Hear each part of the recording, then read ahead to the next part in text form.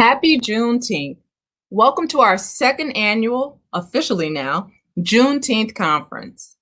As we come together to celebrate this holiday, we recognize the momentous milestone of after over 150 years of celebration, Juneteenth is now a federal holiday.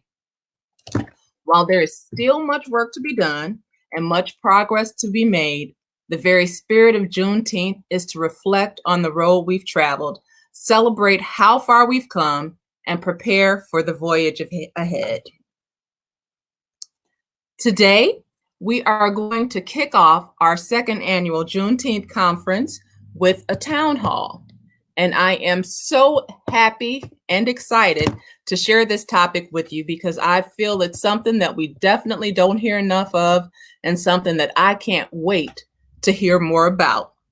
We have an esteemed and outstanding panel of guests who will be speaking with us today, and I will allow our moderator to elaborate more on that.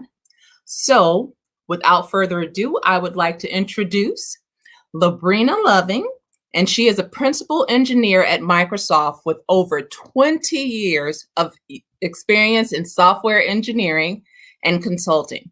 She began her career as a .NET developer, and since that point has had the opportunity to build and grow her technical skill set across a diverse set of platforms and programming languages.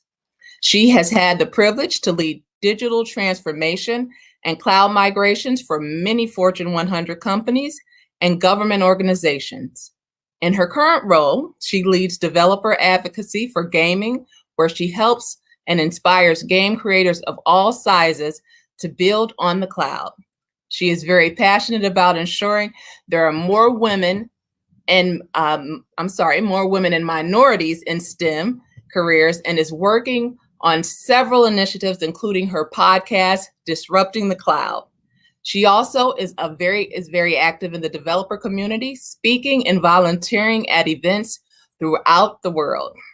So I am both proud, pleased, and honored to introduce Labrina Loving.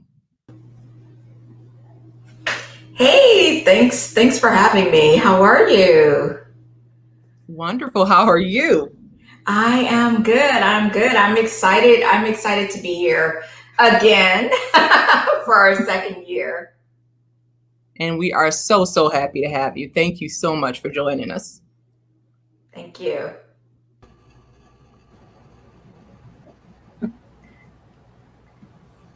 And so I believe we are kicking everything off today with a town hall. And our topic today will be women in tech, Black women in tech. Yeah, absolutely. So I am joined today with some amazing women. So I have Angie Jones with me, and Brittany Braxton, and Kishau Rogers, and we are here to rock the mic today. So Angie, why don't you go ahead and just introduce yourself first? Sure. So I'm Angie Jones. I'm a senior director at Apple Tools, Java champion, automation architect, do lots of different things. Owner of Diva Chicks. I think that about sums it up. Happy to be here today with you all. Okay. And Brittany, why don't you introduce yourself?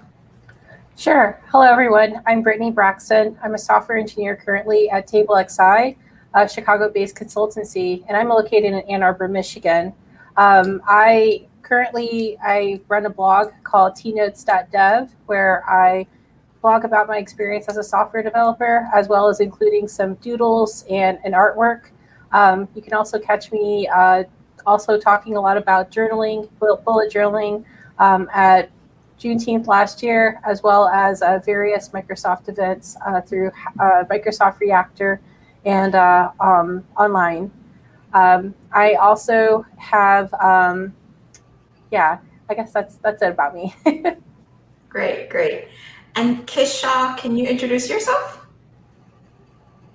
Sure. I'm Kishau Rogers. I am currently the CEO of Time Study.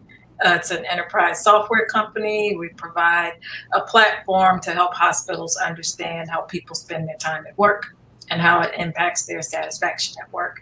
My background is in computer science. I'm a 3-time tech entrepreneur. I've been building and distributing software for about 25 years now. And I specialize in software engineering, artificial intelligence, and systems thinking. Okay, well, awesome. Thanks everyone for joining. So we're just going to kick it off, and I'm going to just start asking some questions, and then we're just going to, vibe. So my first question, I think I'm going to start off, is just around, challenges. Like, what do you think are some of the biggest challenges that face Black women in tech in this space? And that's for whoever wants to chime in. I know Miss Angie has some thoughts on that. Yeah, I think we are severely underestimated, I believe. If you look at just the stats about Black women, the narrative is we get stuff done, right? We're the most educated people in the U.S. We're just phenomenal beings, and yet we're very underestimated when given opportunities, things like that. I think everyone on this stage is very accomplished. I can speak for myself. Even though I do get like lots of opportunities and chances, I still feel that I'm underestimated, right? When people do give me those opportunities, they're not looking at what I really can bring to that, and they're only thinking about a very small part of that. And that makes me think, like, how many opportunities am I being overlooked for because people don't see that excellence in us? Yeah, that's a huge point. I'll talk about that in a minute. But Kishau or Brittany, any other thoughts about that? What are some of your challenges, you think? Yeah, I agree with her about being underestimated. I also think that people that are underestimated they pay a tax in their time. So instead of spending your time actually building great products and innovating, you're spending a lot of time trying to prove yourself to people that can't see you. And I think that's one of the biggest challenges that I see, particularly with women in tech, is that we're over mentored a lot. Like, we're ready, just as ready as anyone else, to work in a lot of these positions, but we spend a lot of time being mentored in areas that are not necessary because people have devalued our skill set and contribution to tech. So I think that's the biggest challenge. I think how we spend our time is important, and I'm often frustrated by the amount of time that we spend trying to prove that we belong in tech. I think we should spend more time actually building and delivering great product. Yeah, absolutely. Brittany, what do you think? I'll just plus everything that's being said so far. I think what's increasingly also an interesting situation for Black women in technology is that we're entering in a lot of different paths to get into this field, whether it's through traditional training, like going to school for a computer science degree, whether it's boot camps, whether it's doing it all on your own. And so it can be very difficult to not only seek out that talent of where these different paths that Black women are coming through to get to the field, but also how to support that best, because each of them are going to come with different experiences and different, different challenges, different upbringings. And so where people might think like, oh, I'm going to go and I'm going to support, boot camp people the same way that I support computer science people, it's going to be very different.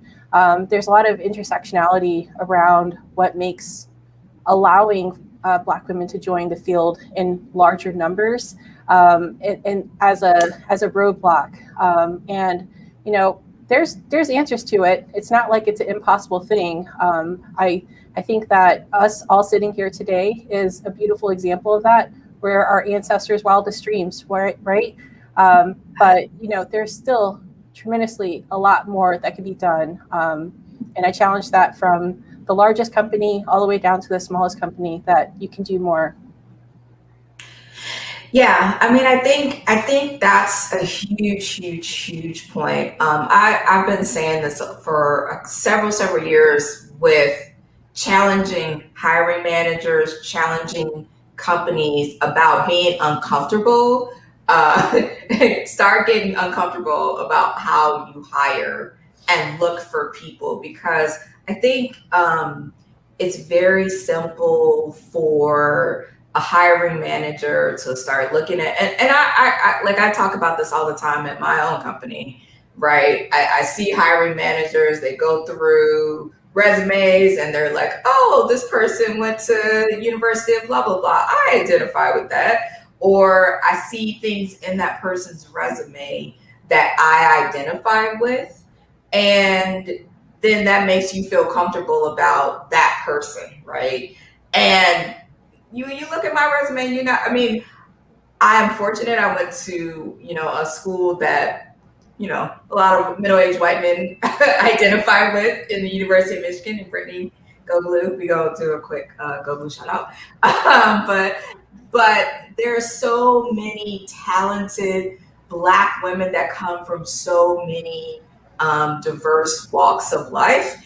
And I think because the hiring managers don't identify with their walk of life,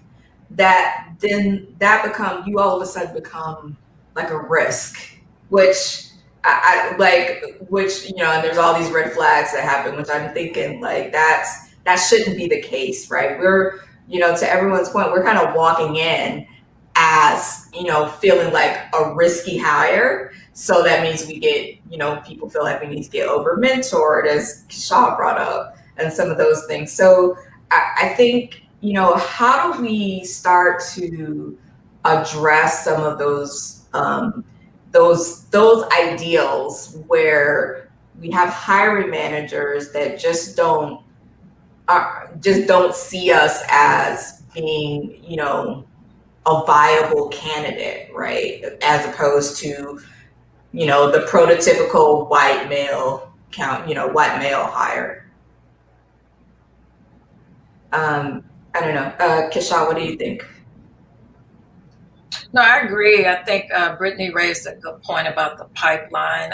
Another thing that I see is there's a lot of talent within a company, and sometimes we overlook people that already work there, but they may work in a different division or department, and perhaps they're interested in contributing to the development of tech, but we tend to go outside of those areas, outside of the company, to seek talent. And sometimes, I think training girls to study computer science is important, but there's a ton of adults that are already working that have an interest in working and contributing to tech that we often ignore as well. Yeah, that's also a great point. So we have a new someone who just joined. Kamiko, welcome. Thank you so much. Can you? Yep. Oh yes, we can hear you. Can you hear me? Okay. Okay, great. Thank you so much for having me. I did. I've been celebrating this morning, so I got wrapped up a little late with our Harrisburg celebration. So please excuse my tardiness. But thank you for having me. I wanted to kind of jump in here and introduce myself. Kamiki Campbell was actually supposed to be moderating today, but I already jumped into a great conversation. So I'm loving what I'm hearing. How are all of you doing now that I'm jumping in here today? How's it going? How you feeling? It's going great. Yeah, it's exciting to be here again for the second year at Juneteenth Conf. Mm-hmm. Absolutely. And we're actually now celebrating Juneteenth Conf now that it is an official national holiday. So I know that has to get everybody pretty excited as well. Yeah, absolutely. Yeah.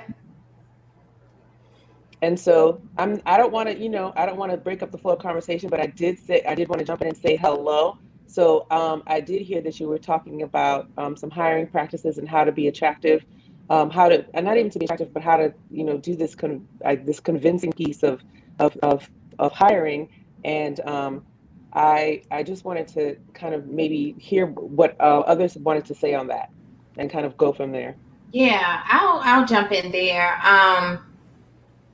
It's interesting how, you know, this burden often falls back on our shoulders to, like, what can we do to convince them that, you know, we're ready, that we can do it, when we're already doing, like, you know, twice as much as our counterparts, you know. I don't have the answer for what we can do. I'm literally giving it, you know, 200% of myself. And I think there needs to be some work with our colleagues, you know, some self work where they work on themselves to address their biases when they have, you know, a resume that comes across their desk and, you know, they don't identify with the school, they don't identify with the background, and they check themselves to realize, why am I not giving this person, you know, a fair shake? Like, obviously she's qualified, she might be even overqualified, and why don't I feel she's capable? I don't feel that there's much I can do on my end to convince someone of that. One thing that I do, and it helps a little bit, but not all the way, is I try to be more visible externally, right? Where there's other people who might be in those same rooms who can speak on my behalf and say, no, she's the bomb. No, she can do the job. No, you definitely want to have a conversation with her. Absolutely. Those are great points that you bring up. And I think that's a great kind of way to segue. What kind of advice would you ladies, I know this Juneteenth conference picking up so many viewers, and so many viewers who are in key positions in companies, right? So what would you all say to hiring managers, to those senior level leaders in companies who drive the culture of those companies? What would you say to them along the lines of what Angie's saying about what they need to be kind of thinking about, and how they should be affecting the hiring culture in their companies? What advice would you give them to make sure that they're starting to include more diverse hires, more women of color hires, Black women hires in their organizations? I like to say We can start with Brittany there. Yeah. I would say that if you're sitting here and you're in such a leadership position, you should already have some sort of diversity, equity, inclusion model in place at your company. And if you don't right now, you should be scared. I think that we're at a place right now modernly where if you're not considering these kind of factors of who are you hiring, who are you promoting, what kind of company are you building, without having representation that is broader beyond white men and white women, you're building a company that's doomed for failure. You're missing out not only on the diversity of thought and experience and talent that you have, but you also are missing out on the diversity of the consumers that you're trying to target. And that's missing out if you continue to have a very white, homogenous team. I think that leaders should constantly be thinking about, who are we missing at the table? If you're looking around and your leaders all look like you, if your leaders all come from similar backgrounds, you're missing out on a larger picture. And so I think that at least what I'm seeing more and more is that there is this intention to try to improve the numbers, and there's this intention to try to improve the areas where we're recruiting. But I think that there's still this hope that by hiring somebody, we can then have a win with the DEI initiatives, when it's not necessarily like a one to another. It's a continuous cycle. And so I would say that those are two things to definitely be considering. That's excellent, Brittany. That's very excellent. Labrina, can you pop in here? What do you think that hiring managers and senior level leaders should be thinking about in this new age that we're in, right? We are moving in a very much an age of I think, where we already know that, particularly for Black women, we are I'm not some of the most educated group in the country. We know that we have so many, not just resume skills, but leadership skills. So what kind of things would you be saying to some of these companies when it comes to hiring? So I think one of the biggest things that you can do is get out of your own backyard and get out of your own neighborhood and start getting comfortable with being uncomfortable and seeing Black women in action, because I think that they like some of these leaders still bring such a narrow view of the world to them that they just don't see us. They don't see us showing up, and then they don't see us at work. And to me, I think it's super important that for them, I would just challenge, and Angie alluded to this, like you got to do some own like self work and self retrospection. Like Brittany and I have talked about this before about like working and relationships at work and building a workforce. It's a two-way street, right? So I can't just be the one that you're telling me I need to do A, B, C, and D at work in order to be in a certain position and be in a certain place.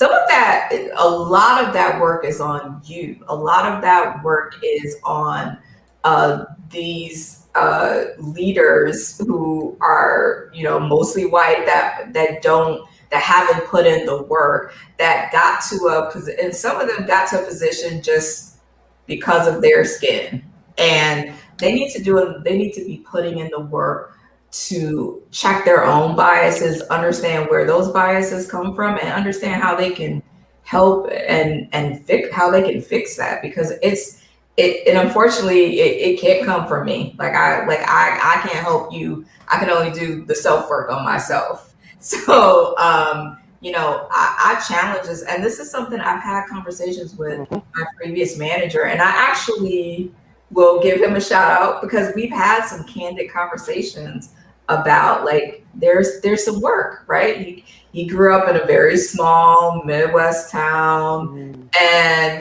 didn't have that exposure. And I think, and I will give him a little bit of applaud for like starting to listen and think about that. Got a long way to go, but I think that like I challenge every single leader that's watching this to really do that self introspection and think about where those biases are coming from.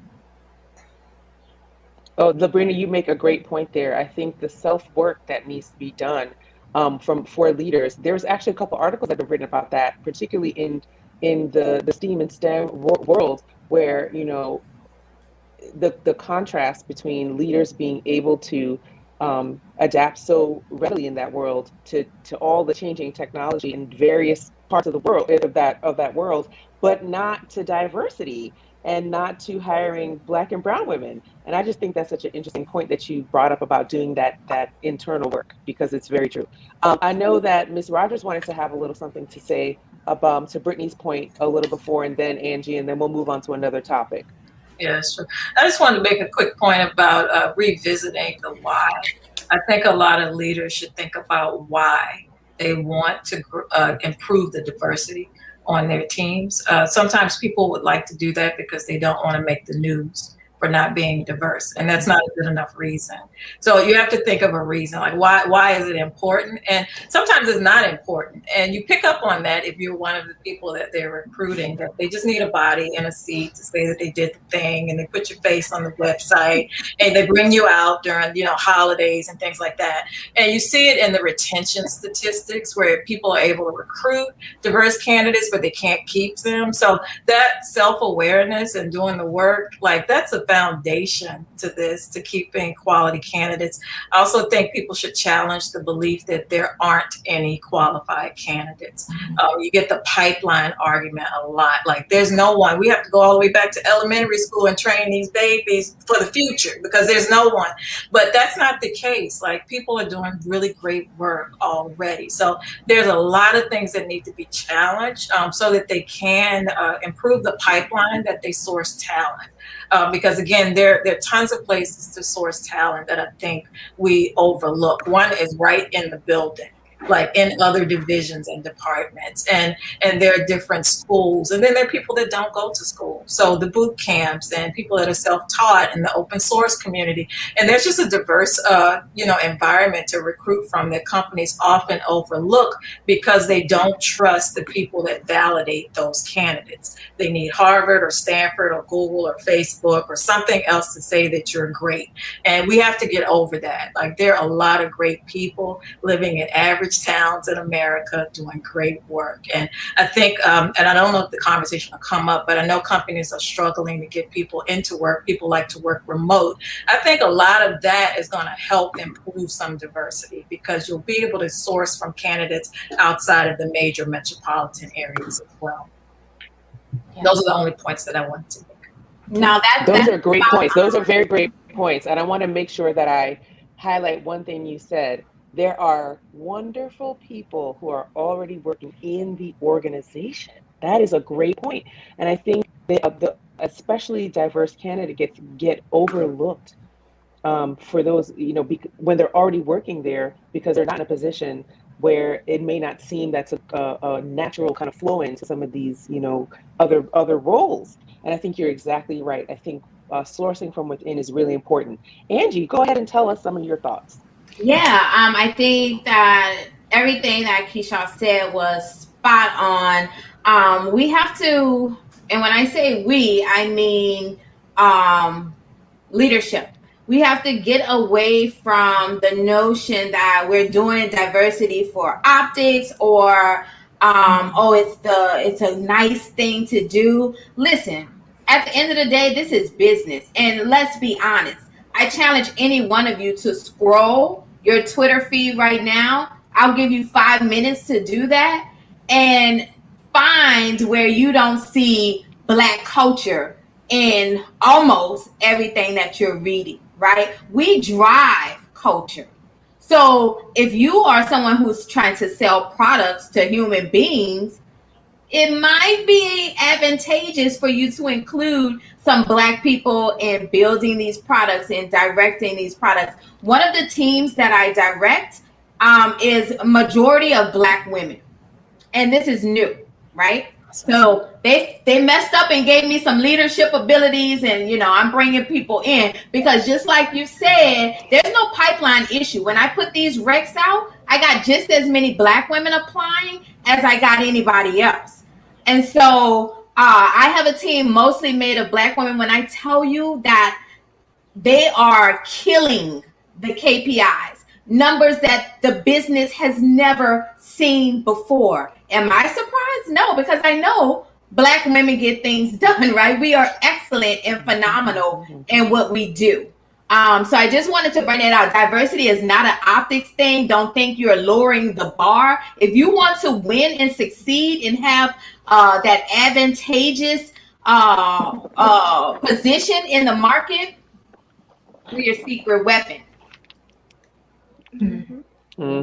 Absolutely. That is such a great point. Diversity is not lowering the bar. That is a beautiful point. I love it. And that is what it has become, kind of this kind of a Passover kind of idea, because folks are saying, oh, if I hire diverse talent, I'm not hiring the best. That's wrong, and it's incorrect. And I love that you pointed that out. So we have a question on the floor from the audience. So we're talking about, we're talking directly to leaders, but now let's talk to folks who we know have to be in these environments and try to hold these leaders accountable. What advice do you ladies have for trying to bring, trying to navigate that with senior leaders and with hiring managers even at organizations? How would you ask folks, or even, I'm sorry, not ask, but how would you tell folks or give any advice to on how to navigate some of the topics you're talking about as far as holding leaders accountable to diversity in their organizations?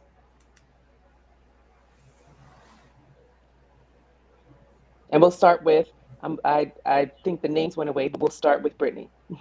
Okay, sure.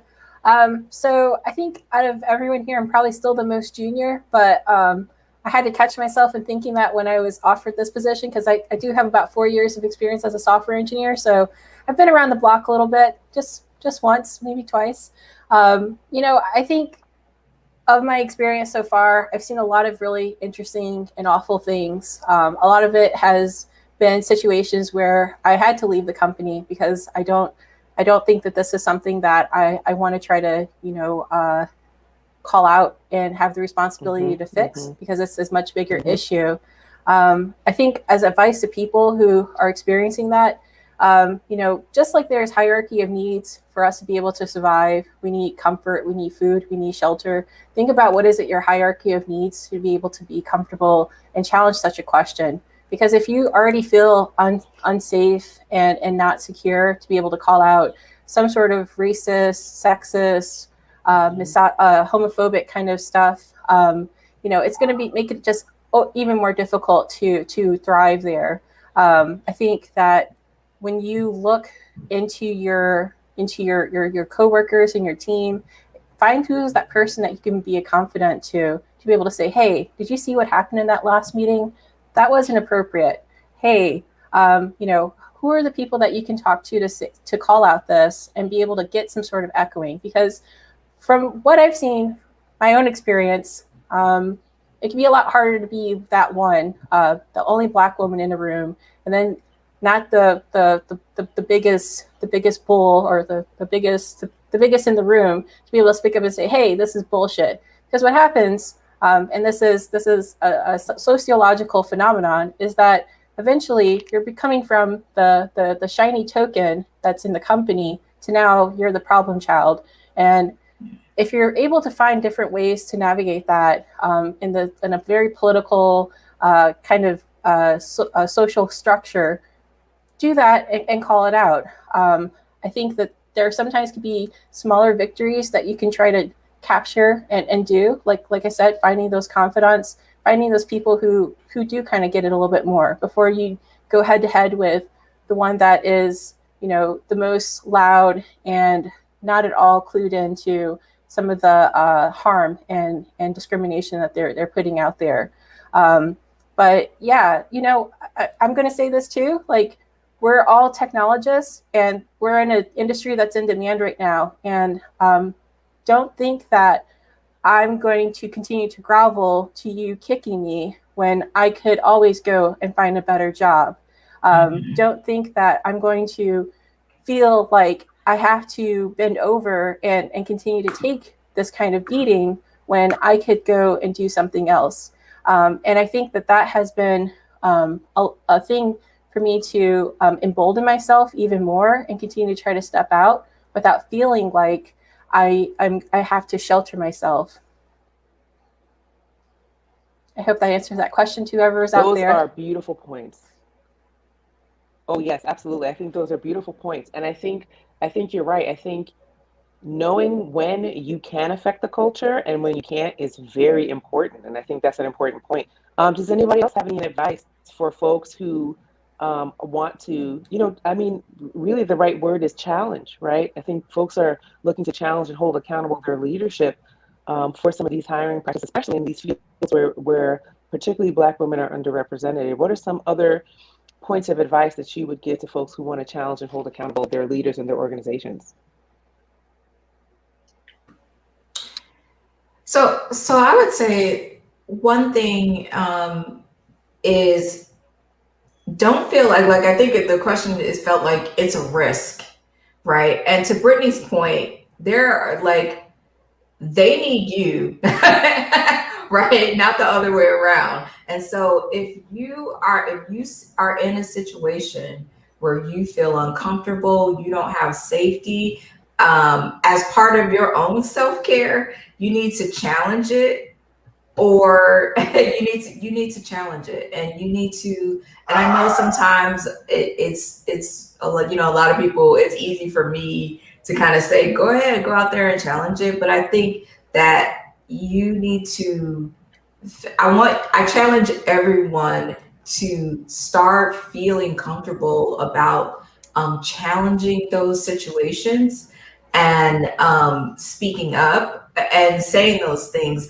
And if you're in a workplace environment where you don't feel comfortable enough to challenge and say, hey, this is not right. I don't feel comfortable here. I don't feel comfortable in this situation. That's sort of a red flag, right? I have been in organizations where I have been almost every organization where there has not been nearly enough people that look like me, but there have been organizations where I felt comfortable in speaking up, and there have been organizations where I did not feel comfortable speaking up. And those are organizations, that feeling, that's the feeling that means that is not the organization for me.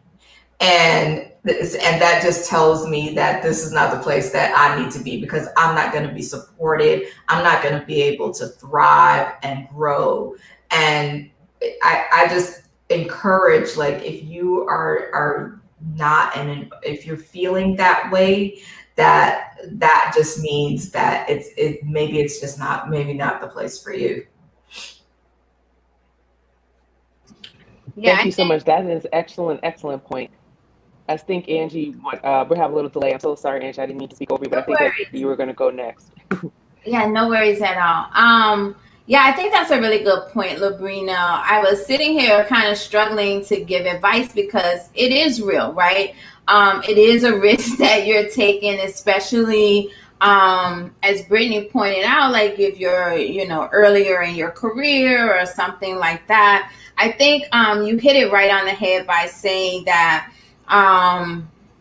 if this feels like a culture where either you cannot speak up or you're retaliated against or something like that, it's time to move. Like, it's just too hard. Like, we already have to do like more than anyone else. We're already constantly, dealing with microaggressions and trying to prove ourselves and get opportunities. And now we have to try to dismantle white supremacy too. Like, that's a whole nother job. Like, it's just too much, right? And I remember a case early in my career where I'm killing it, but I'm not getting promoted. And, I tried to address that, and it was just like, kind of wait your turn thing. And I mean, literally years are passing by. And so I brought it up to HR and they got involved. This was one of the cases where they did actually work on my behalf. Shout out to the Black woman who was in that position. And I got the promotion. But when I tell you the very next year, I got a bad review. And I believe this was retaliation. Now I'm a problem child in the organization. So it was a sign to me that, okay, I can stay here and try to fight them yet again, or I can just move on. And that's what I chose to do. And I hate even giving that sort of advice. I don't like to encourage people to leave their jobs and stuff like that. But I mean, at what cost are you going to stay, right? Do you want to stay and try to change a whole organization's mind, or even a department or a team? Or do you want to advance your own career like everyone else gets to do? Those are excellent points. So very excellent points. And I think that where you hit the nail on the head is, for me, I think everybody's making great points, but there's this at point where you have to choose yourself, right, over trying to be a martyr for a company that clearly does not want to change. And I think that is an important point. You have to know when to hold them and when to fold them, right?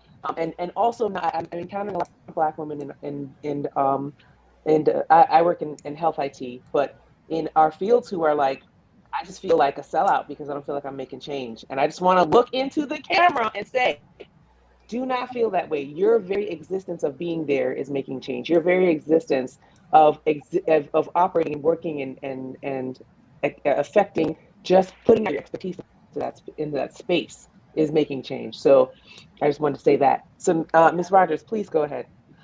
Yeah, I think those are excellent points. I know Angie's mentioned she doesn't like to encourage people to leave, but I will. I think you should leave. I think that there's a tax. Like, I'm big on how your time is spent and also labor. So a company hires you because they believe in your talent and that you can add value.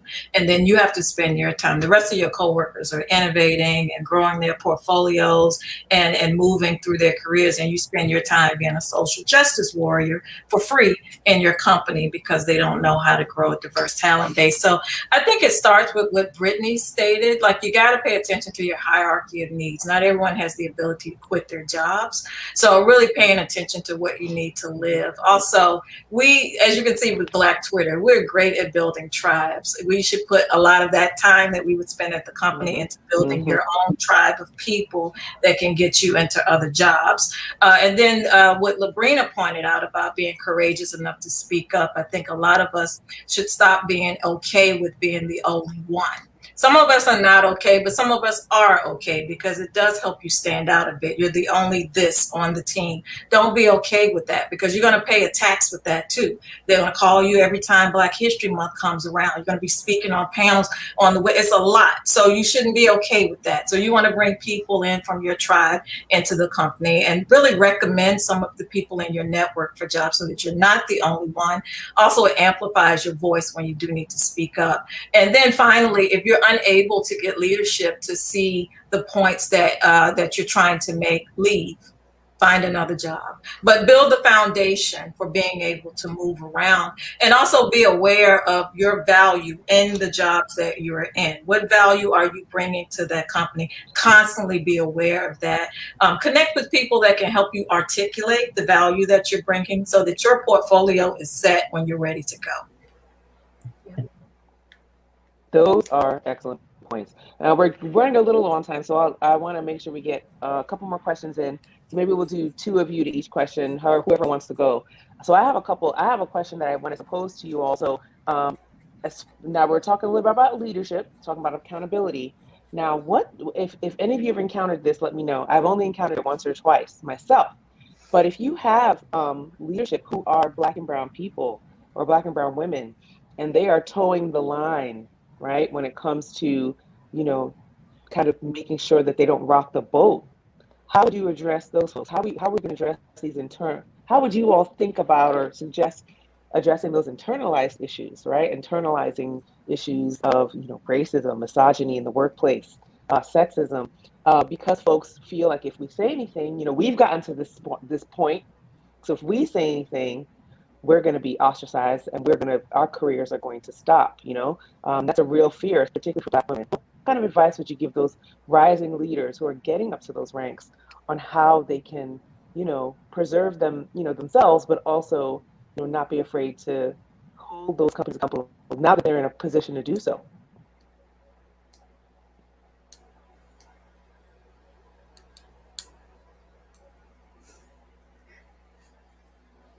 I defer to anyone else who wants to go first.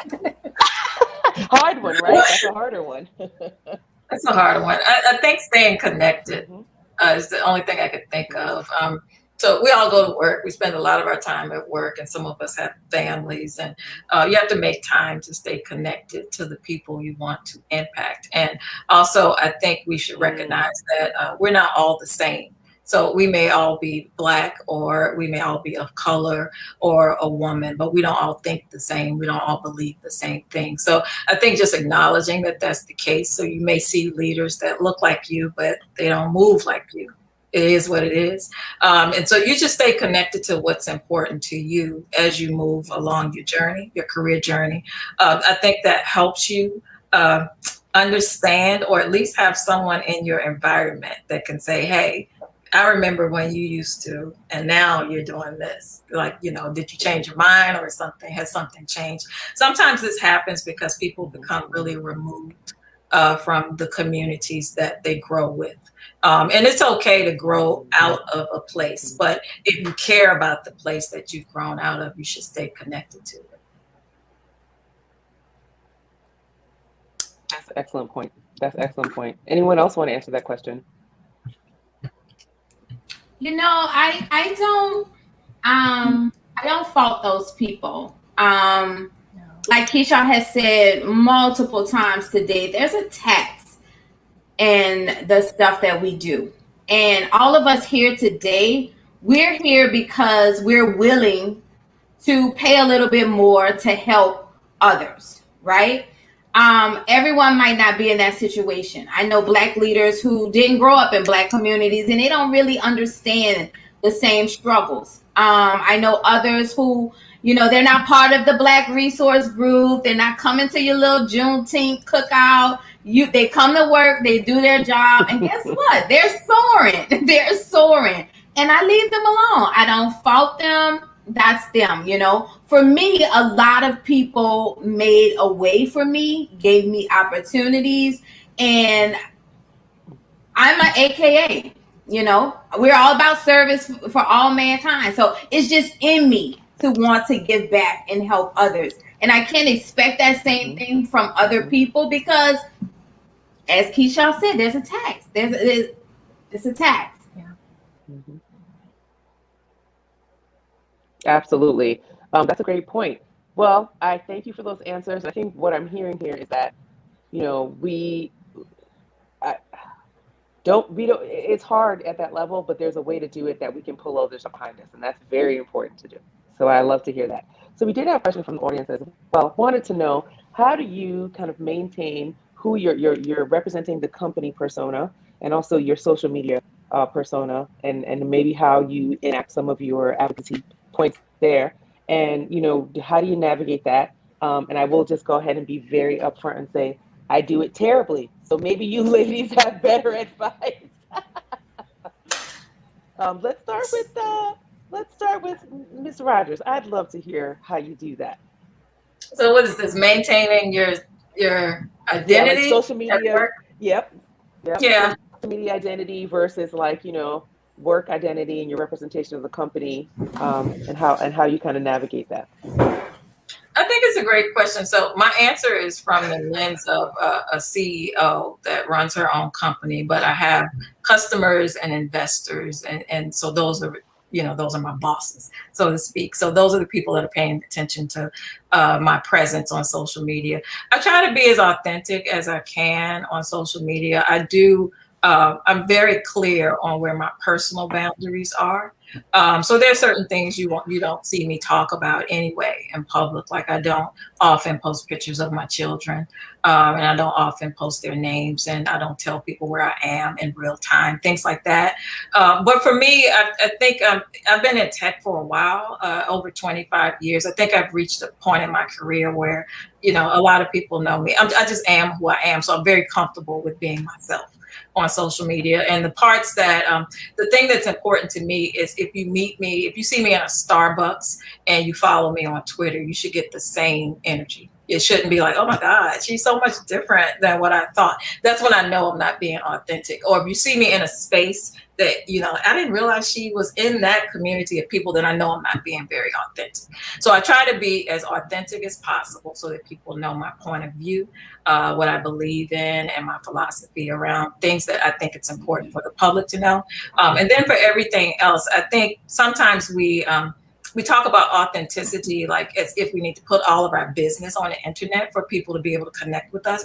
I actually don't believe that. I don't think I need to know everything about you to follow you on Twitter and to understand your work and to support your work. So I have a very clear boundary on what I share and what I don't share. And people that are in my inner circle, again, when they see me on social media, they also don't feel like I'm a different person.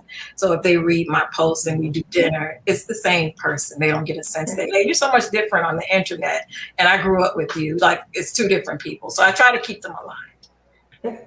But I also feel very that's excellent empowered to do that. I'm in a position to be empowered to do that. Okay. That makes perfect sense. I wanted to highlight one thing. I'm sorry, but one thing you said though is what I want to highlight is authenticity, but not always having to put all your business out there. And that's a lesson I will tell you that I learned the hard way. All right, who else wanted to answer that question? Brittany, was that you? Labrina. Oh yeah. No, Labrina. Sorry, it was Labrina. Okay, go ahead. Yeah. So I would say the other thing is authenticity, I'm made up of a lot of different facets. And I feel like a lot of times people may see me being one way and they try to like box you in.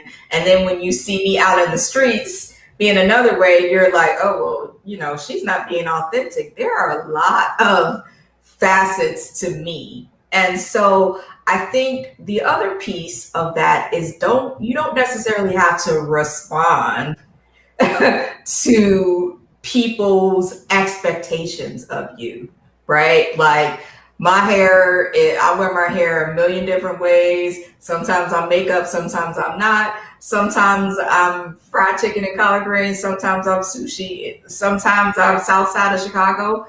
Sometimes I'm not. Like there are a lot of facets, and I'm thankful and grateful that I've had the opportunity to experience so much, and that's made me who I am. And so I would also say, like, I would say when I hear this authenticity word, I think like that in and of itself feels a little bit like you're trying to like box me in. Like I saw, like, you know, so you saw me on Twitter saying one thing, or you saw me, you know, here being one way, and then you see me out in the streets being another way, and then like you'll report back and be like, oh, well, Labrina's not being authentic.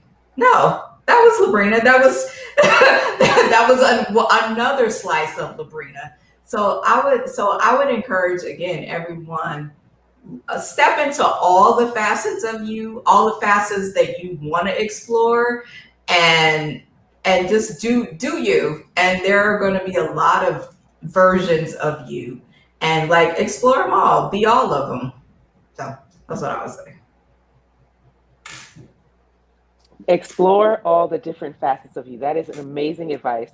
And I think that not only is that amazing advice, but I think that it gives folks the chance to be free in a way that the usual concept of authenticity can sometimes be binding, right? Because forcing you to be the same in every space may not be feasible for anybody, right? Or not even the same, but present the same way, you know? So I think that's a great word. That's a good word.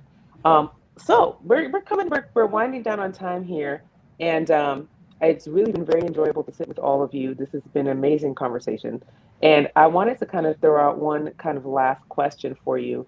And I mean, it's Juneteenth, right? It's the first national celebration, that first national holiday. We've been celebrating all our lives, obviously, but I really want you to speak to our viewers and talk about, you know, how you see.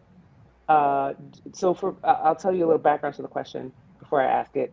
I see Juneteenth as a holiday of restoration, right, and reconciliation, and pouring back into communities, into Black communities, the resources that were stripped away, including, you know, things like getting great positions in companies, right, things that we were systematically held back from. So for this conversation, how do you see the celebration of Juneteenth connecting to the work that you do? And how do you carry that out in everything that you, and not even everything, or any aspect of what you do, and the kind of role that you're taking on? How does Juneteenth, and maybe some of the tenets of Juneteenth and what Juneteenth means to you, how does that fit into your world and what you do for your professional life? And we'll start, any one of you can go first, but I'd like to hear from all of you.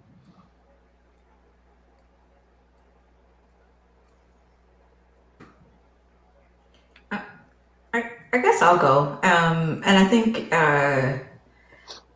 for me, Juneteenth was an evolution of something that, freeing us after we were already declared free, right? So it kind of parallels sometimes a lot of the things that I hear in the workplace, is that, oh, Labrina, you're here, so that means everything's okay, right? No, we gotta still keep we gotta still keep on fighting and keep on going. Like I'm like just because I'm where I am at, that does not mean that it's okay. That does not mean that we can, stop fighting. So, just because there was something signed into law, just because there are changes that are happening in companies and organizations, just because there's a few more Black and brown folks in the room, we can't stop fighting. Like that's still not good enough. That's still not like we still need to continue to fight. And so like for me, that's what like Juneteenth means. It gives me an opportunity. It's like I'm reflecting on the fact that just like there was a proclamation that we're free, and then we still had to keep fighting. We still have to keep fighting. I am just one small person in the millions of wonderful, beautiful Black women that need to come through that door. And I want to still keep fighting for all of y'all. I love that. That is beautiful. I 100% agree, and I 100% agree that should be a little bit of what you just said should be a part of all of our missions as before. That's awesome. Angie, what do you think? How does what is the meaning of Juneteenth? How do you carry that into your work and what you do? Yeah, mine is pretty similar to Labrina, so I'll be very quick. But it's almost ironic how what Juneteenth is, and how now it's 2021, and people are kind of just discovering this. Like it's like a tragedy. But same thing, right? We had Obama as president, so of course this country is not racist anymore. You have someone like myself who, is a prominent figure in the tech space and very visible. So why are y'all still complaining, right? It's very much so symbolic of that. Everyone is not there. Everyone is not yet free to be themselves. Everyone is not able to be their authentic self at work. So many things that we're all not able to do yet. It's nowhere near, this equal playing field that we want to pretend that it is. So that drives a lot of what I do. A lot of the decisions I make. I don't want to be out here like speaking at all these events and stuff. Like I'm literally speaking, at events probably 85-90% of my work time. That's not because I think this is fun. It's, I feel I have to be that representation for others. I feel that I need to be on the stage talking this tech stuff, showing what we know and what we can do. I'm very, very limited in the DEI type of engagements that I even take on.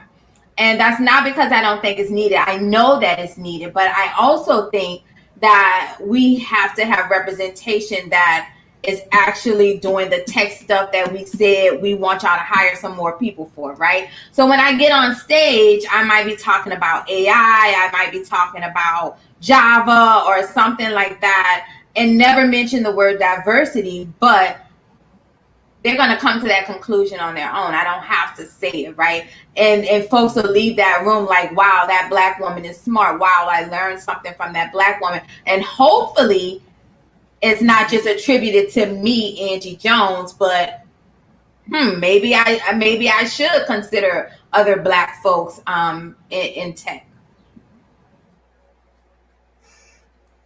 I love it. I think that's excellent. And let's go on real quickly. We're running out of time, but I want everyone to get a chance here. Brittany, if I can call on you. Okay. So thinking about technology on a day like today for Juneteenth, it is really a celebration of, all the progress that we've made from that very moment in Texas. Just like what everyone is saying, like the buck doesn't stop with us. So while people are continuing to chant Black Lives Matter, we also need to be emphasizing Black trans lives matter, Black mental health matters, incarcerated Black lives matter. The identities and modalities continue, and all of those are people that I want also in tech. I think I also agree with Angie. I'm here to do the technology. I'm here to be a software engineer, and I'm really excited about that.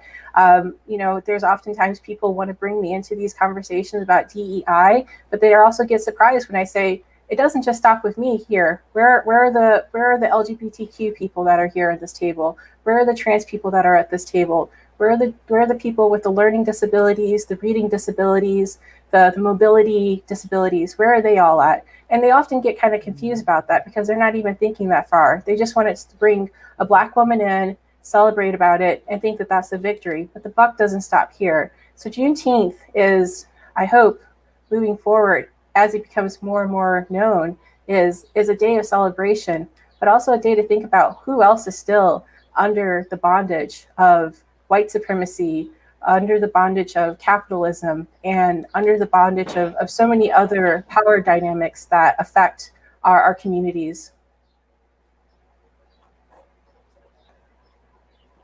Absolutely. Ms. Rogers, you are our last one for the day. I'd like to echo what everyone has said. I think two things. One is rest. There's a lot of work to be done, and I think Juneteenth is a reminder of, like Brittany has stated, how far we've come, but how much further we have to go. So for me, as a part of the community, it's a day of rest. We work really hard all the time. And again, we pay that additional tax every day, continuing to work while working on these issues. Secondly, I think it's a reminder, at least for me and my work, success metrics are really important. And performative actions, like I'm glad that it's a national holiday, but we've been celebrating it all along. So what did that do for us? Like, did it move us any closer to any of the initiatives that we're trying to push forward? And I like to focus my time on like real actionable work. So I think it's just a reminder to us that a lot of activities are happening, not all of them are moving us forward. So with Juneteenth, for example, they waited over 2 years to realize that they were free. Someone did something, a performance, and it actually didn't change anything until someone had to go in and empower people to know that they're free. So it's a reminder that we should all be doing that every day in our work. But for today, we should rest, go eat, take a nap. Yes. Take a nap. I love that. That's the first thing I said I was going to do today is rest. And I did that. I'm very proud of myself, and I'm hoping you all get to rest too.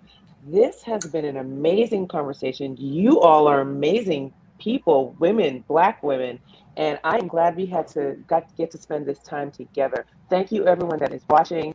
Again, I was late because I was celebrating, and I hope that after this panel, you all will go get to celebrate some more as well.